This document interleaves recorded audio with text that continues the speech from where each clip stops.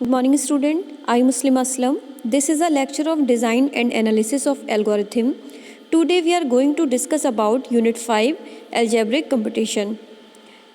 So in previous lecture में आपने देखा था sum of सब problem.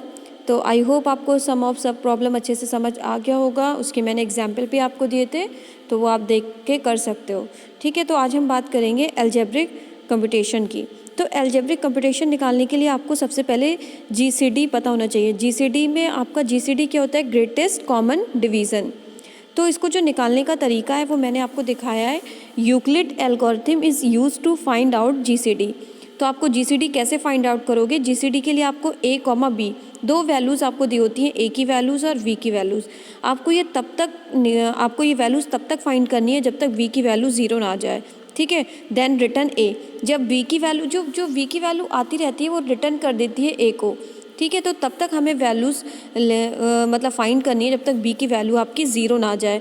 तो इसके लिए आप देख रहे हो ऊपर 3 कंडीशन है. 3 ही बस इसका छोटा सा, इसको एल्गो भी कह सकते हो. 3 कंडीशन इसकी. If we equal to zero, जब तक वी की वैल्यू ज़ीरो ना आ जाए, देन रिटर्न ए, वो रिटर्न ए को कर देता है वी की वैल्यू जो आती है मॉड से.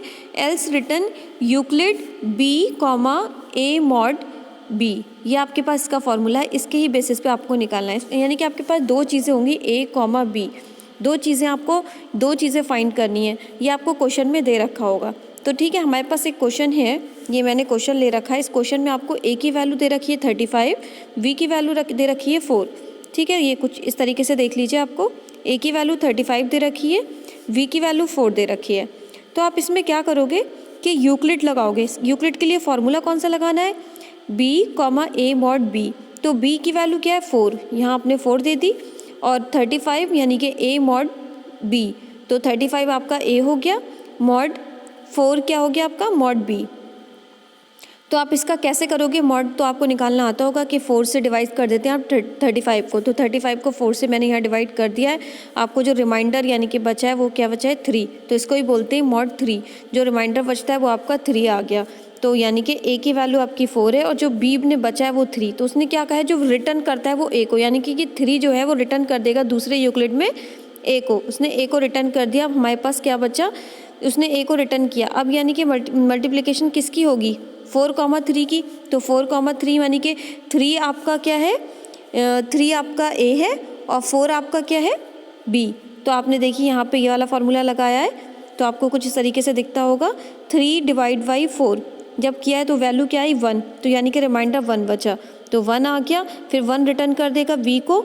अब 1 की जब मल्टीप्लिकेशन डिवीज़न करोगे किसका? 1 का 3 के साथ, तो 3 वैल्यू आएगी यानी कि 0 मिल जाएगा आपको रिमाइंडर. तो जब देखो बी 0 मिल गया आपको, यहाँ आपको दिखता होगा बी की वैल्यू क्या मिल गई? 0. ठीक है, बी की वैल्यू 0 मिल गई. ए क्या है आपका? 1 है अब, यानी कि रिटर्न कर देगा 0. तो वी की वैल्यू 0, हमें वी की वैल्यू 0 देखनी है. ए तो हमारे यहाँ 1 आया, यहीं पे आप छोड़ देंगे.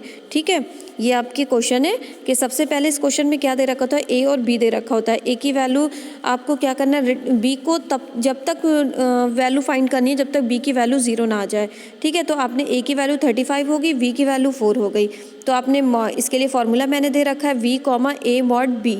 ठीक है, तो बी आपका क्या था? 4 था और ए आपका 35 था, मॉड बी 4 था. ठीक है, तो 4 से आप डिवाइड करोगे किसको? 35 को. तो 35 को जब डिवाइड किया तो 3 रिमाइंडर मिला.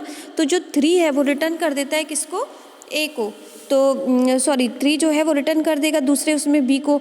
तो उसने 4 का 3 से डिवाइड करेंगे तो क्या मिला? 1 रिमाइंडर मिला. तो 3,1, फिर 1 ने आपका बी रिटर्न कर दिया.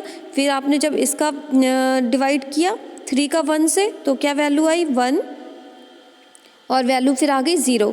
तो यानी कि बी की वैल्यू आपकी 0 आ गई. मॉड जो आपने निकाला मॉड 1 से, तो वैल्यू आपकी 0 आ गई. ठीक है, तो ये आपका आंसर है. इसी तरीके से आप एक क्वेश्चन और कर सकते हो. मैंने आपको क्वेश्चन दिखाया है इसमें. Find GCD of 2740, 1760. यानी कि आपने लेट कर लिया कि जो ए की वैल्यू है वो क्या है? 2740 और वी की वैल्यू है 1760. तो आप इसके लिए फॉर्मूला क्या लगाओगे? Euclid B comma A mod B. तो बी आपका क्या है? 1760 और ए क्या है आपका? 2740 मॉड बी. तो इसको जब आप डिवाइड करोगे, कुछ डिवाइड करके देखना 980 आएगा आपका, ठीक है। 980 जो वैल्यू आएगी वो हमने मॉड वाली रख दी, उसके बाद जो आपका है वो रिटर्न करता रहेगा बी को, उसने रिटर्न किया, यूक्लिड 980 आ गया, और फिर इसकी 980 780 की आपने डिवाइड करा। तो इस तरीके से लास्ट में आपका जब तक वैल्यूज़ फाइंड की जब तक आपकी बी की वैल्यू 0 ना आ गई। जब बी की वैल्यू 0 आई, इसने रिटर्न कर दिया, तो आपको आंसर क्या मिला, ए की वैल्यू 20 आई, बी की 0, ठीक है। जब 0 आ जाएगी वहीं हम इस क्वेश्चन को छोड़ देंगे। तो ये आपको समझ में आ गया होगा कि अलजेब्रिक कंप्यूटेशन कैसे निकालते हैं जीसीडी का। इस पे क्वेश्चन ही आते हैं आपके, मैंने क्वेश्चन का तरीका बता दिया, छोटा सा इसका एल्गो था वो भी मैंने आपको दिखा दिया कि अगर बी की वैल्यू 0 तो देन रिटर्न करेगा A, else return Euclid B comma A mod B, ठीक है।